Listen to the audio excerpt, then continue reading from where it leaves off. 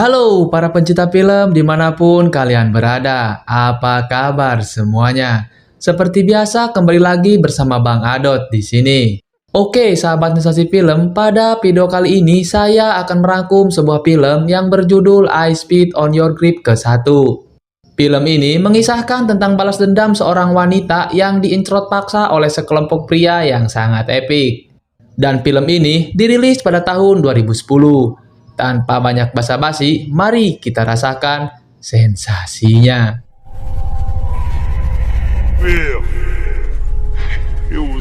Film diawali dengan memperlihatkan seorang wanita penulis novel yang berasal dari New York yang bernama Jennifer. Baru-baru ini, Jennifer telah menyelesaikan proyek penulisan di salah satu novelnya.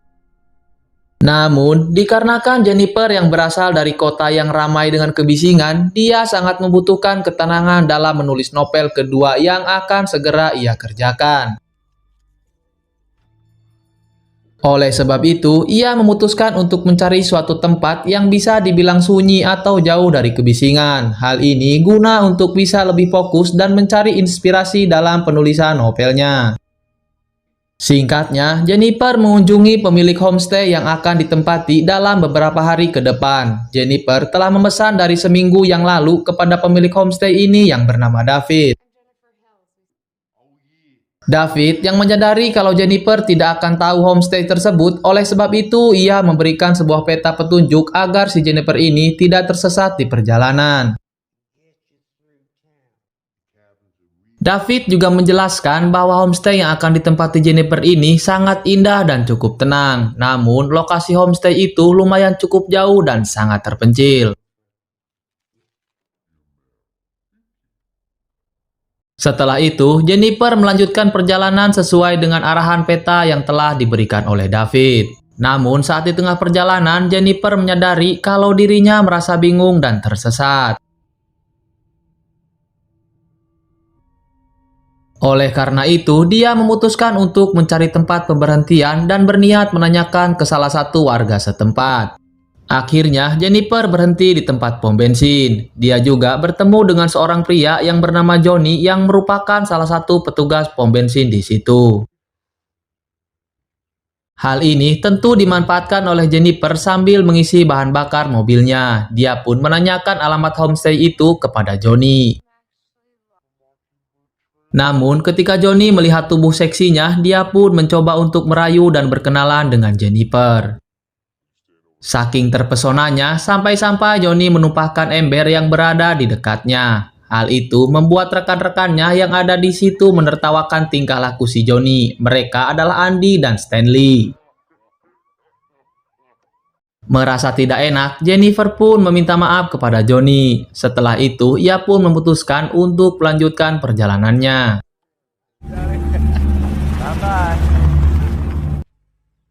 Singkat cerita, ia pun sampai ke homestay tempat di mana ia akan menginap. Dia pun bergegas membereskan barang bawaannya terlebih dahulu sebelum dia memulai menulis naskah novelnya.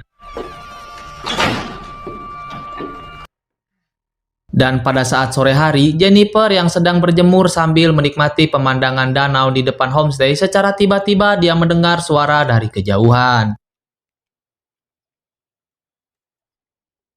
Beruntungnya, itu hanyalah seekor burung gagak yang membuat Jennifer merasa lega.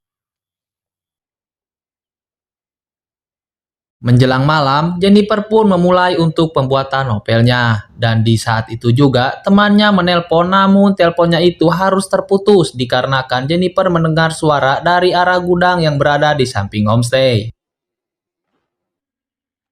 Ketika Jennifer mengeceknya, ternyata di dalam gudang itu tidak ada siapa-siapa. Lantas, ia pun kembali untuk melanjutkan novelnya.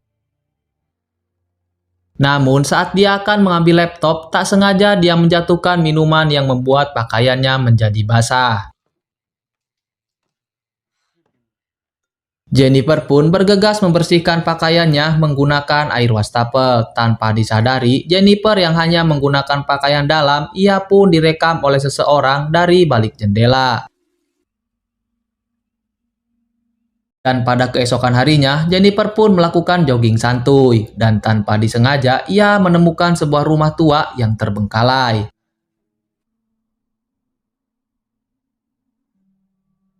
Menurutnya, rumah tua itu menyeramkan. Lantas, Jennifer pun kembali ke homestay dan berniat untuk membersihkan badannya. Namun, Jennifer dibuat kesal karena air di kamar mandinya terlihat sangat kotor. Tanpa pikir panjang, dia pun mencoba untuk komplain kepada pemilik homestay, yaitu David. Namun, setelah selesai menelpon, sialnya handphone milik Jennifer harus tercebur ke dalam kloset. Sampai-sampai dia harus mengeringkannya menggunakan hair dryer. Kemudian, komplainan Jennifer ini seketika direspon dengan cepat. David mengirimkan seseorang untuk memperbaiki air yang kotor tersebut. Pria itu bernama Matt.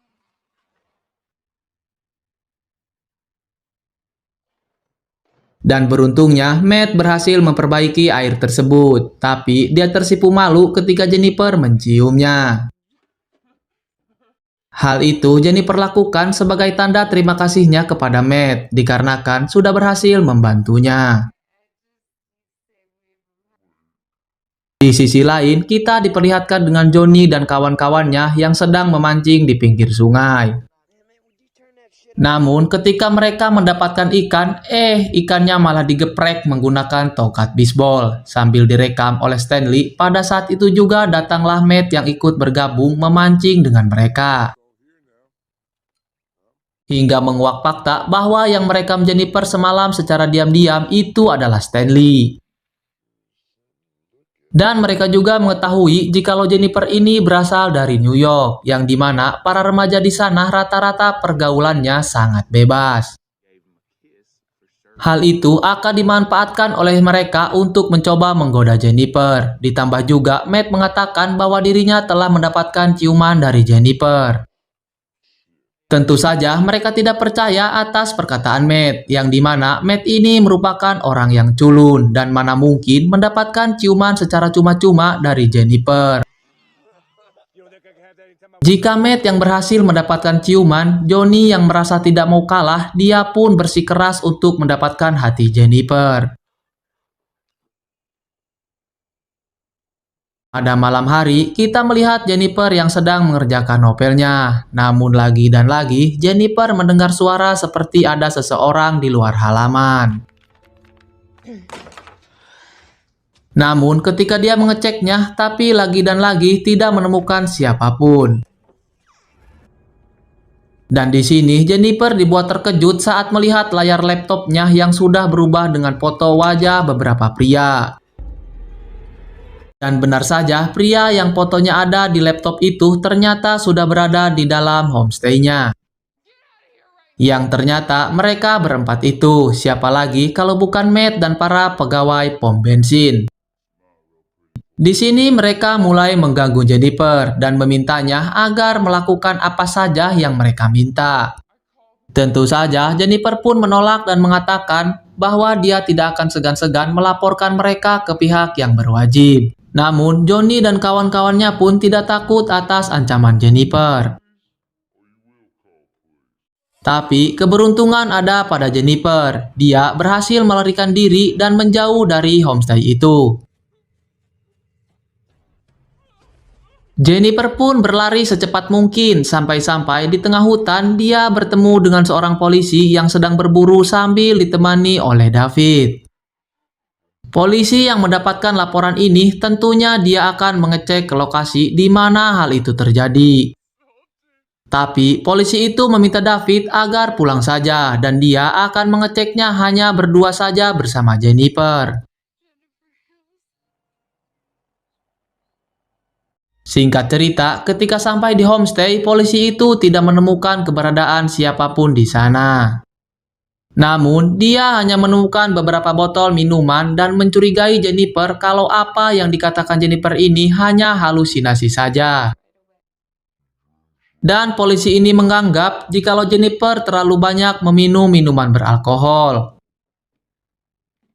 Atas tuduhan palsu itu, dia pun diminta untuk berbalik badan. Namun, siapa sangka ternyata polisi ini juga adalah bagian dari kelompok si Johnny. Di sini terlihat Jennifer diperlakukan hal yang tidak wajar, mulai dilecehkan, ditodong pistol, bahkan lebih biadabnya lagi, Johnny memaksa Jennifer untuk membuka seluruh pakaiannya. Dan semua kejadian itu direkam oleh Stanley menggunakan handycam-nya. Tanpa diduga, Matt yang merupakan orang culun, awalnya dia tidak ikut-ikutan untuk hal ini kepada Jennifer. Akan tetapi, dia dipaksa oleh mereka mengesek-esek Jennifer.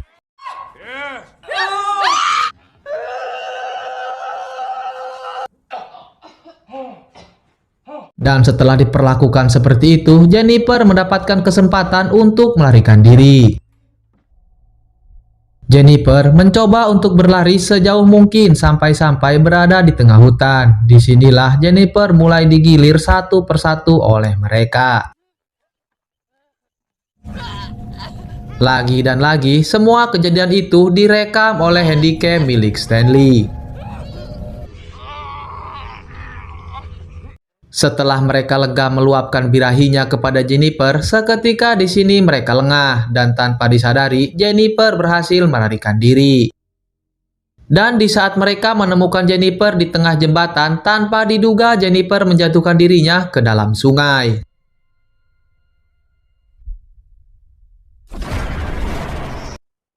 Di sini, mereka mulai merasa panik dikarenakan mereka tidak menyangka jikalau Jennifer akan mengambil keputusan di luar dugaan.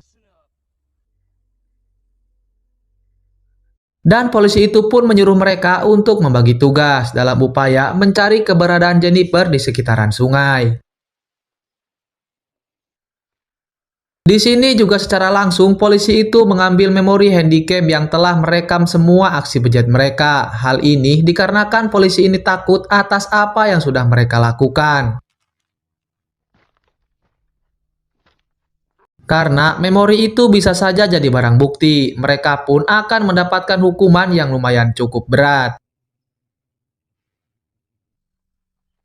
Dengan cepat, saat akan menjelang malam, mereka pun mulai menghilangkan jejak dari Jennifer dengan membakar semua barang miliknya. Lalu, pada keesokan harinya, sebelum bertugas, polisi itu pun menghampiri David. Dia pun memberikan kunci homestay-nya. Waktu pun berlalu, mereka pun tidak lupa untuk terus mencari keberadaan Jennifer di pinggiran sungai. Akan tetapi, hasilnya tetap nihil. Dan mereka menganggap jikalau Jennifer memang telah tewas dan tenggelam di dalam sungai. Berbeda dengan Matt, dia merasa begitu bersalah atas perlakuannya terhadap Jennifer, di mana dia melakukan hal yang tidak seharusnya dilakukan. Di sisi lain, kita melihat David yang sedang menelpon polisi itu untuk menanyakan keberadaan Jennifer, karena pada saat itu dialah yang mengantarkannya pulang. Akan tetapi, polisi itu mengarang cerita bahwa setelah dirinya mengantarkan Jennifer ke homestay, dia sudah dalam kondisi baik-baik saja. Agar dirinya tidak dicurigai, polisi ini pun berjanji kepada David bahwa dirinya akan mencari Jennifer pada esok hari.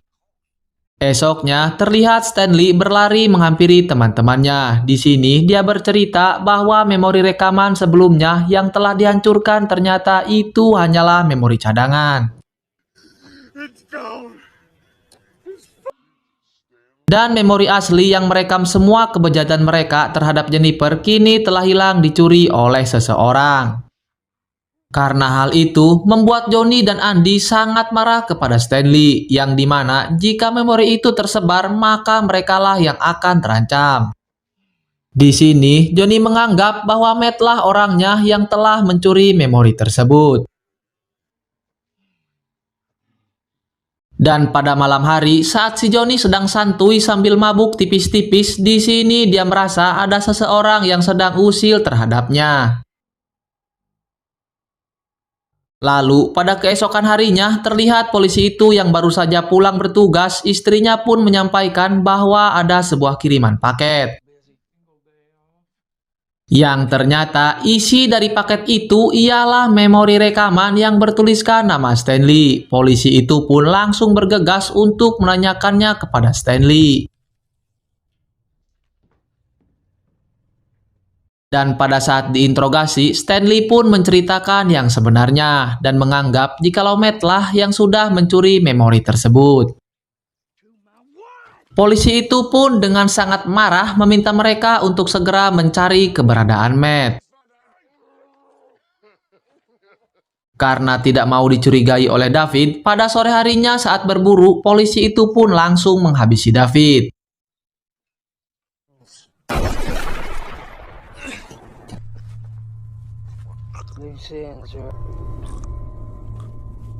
Di sisi lain, kita melihat Matt yang sedang tertidur di bangunan terbengkalai dan pada saat dirinya tersadar, Matt dibuat terkejut melihat Jennifer yang ternyata masih hidup.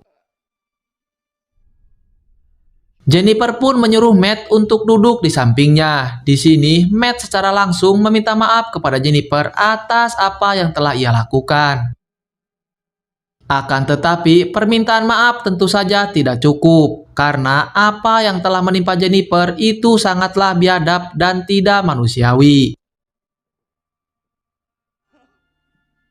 Karena hal itu, Jennifer pun langsung melakukan aksinya kepada Matt. Di sisi lain, Stanley yang sedang mencari keberadaan Matt dan pada saat di tengah perjalanan, dia terkena jebakan yang membuat kakinya terluka parah. Stanley yang berteriak kesakitan sehingga hal itu terdengar oleh Andy dan langsung saja dia mencoba untuk menolongnya. Pada saat bersamaan, secara tiba-tiba datanglah Jennifer dan langsung membuat mereka tidak sadarkan diri. Kemudian, saat Andy tersadar, ia mendapati dirinya sudah dalam keadaan terikat. Andy yang tidak bisa berbuat apa-apa, Jennifer pun muncul dan menuangkan cairan berbahaya ke dalam bak mandi. Sehingga hal itu membuat wajah Andy terbakar. Setelah selesai melakukan aksinya kepada Andy, kini giliran Stanley yang mendapatkan balasan dari Jennifer. Tanpa banyak basa-basi, Jennifer pun langsung membuatnya merasakan sakit secara perlahan-lahan.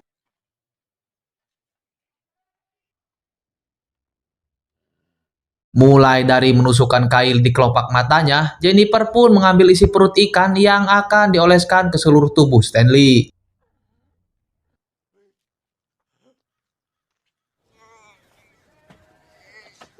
Hal ini bertujuan untuk mengundang burung gagak yang akan mencabik-cabik tubuh Stanley hingga tewas.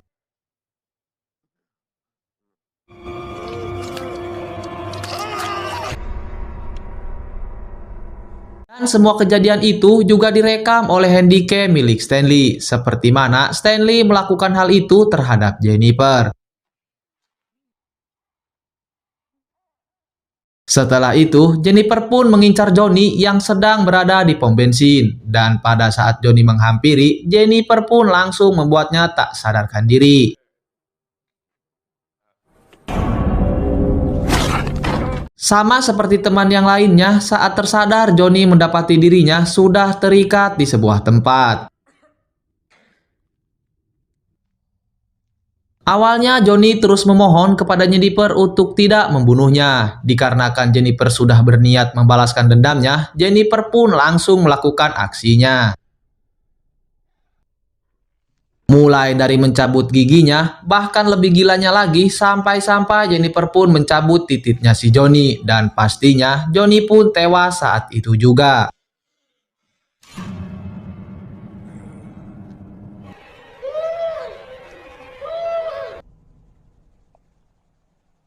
Kemudian pada keesokan harinya, Jennifer mengunjungi rumah polisi itu. Di sini, Jennifer menyamar sebagai guru privat untuk mengajar anak dari polisi tersebut. Ketika Jennifer menelponnya, polisi itu pun dibuat terkejut yang ternyata Jennifer masih hidup. Karena merasa keluarganya terancam, dengan segera polisi itu pun pulang ke rumahnya. Sesampainya di rumah, polisi itu pun mendapati jikalau anaknya sudah dibawa pergi oleh Jennifer. Dan pada sesampainya di taman, polisi itu sama sekali tidak dapat menemukan anaknya. Dan pada saat kembali ke dalam mobil, dan pada saat tersadar, polisi itu pun mendapati dirinya sudah terikat di sebuah tempat. Di situ juga ternyata ada Matt yang sedang tidak sadarkan diri. Di sini, Jennifer merencanakan balas dendam yang sangat epik, yang dimana di tempat itu ada shotgun yang mengarah tepat ke bool polisi tersebut. Terlihat Jennifer menghubungkan pelatuk shotgun itu ke tangannya Matt. Hal ini bertujuan ketika Matt tersadar lalu dia bergerak, maka shotgun itu akan menembak ke arah mereka berdua. Setelah Jennifer merancang itu semua, dia pun menunggu detik-detik kematian mereka berdua di pinggir sungai. Dan pada saat Matt tersadar,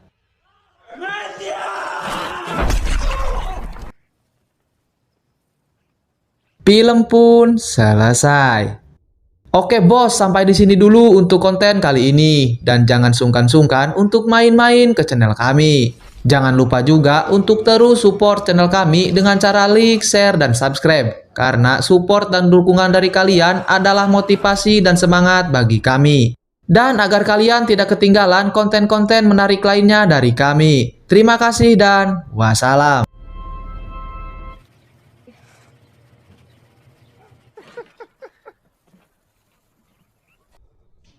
Man.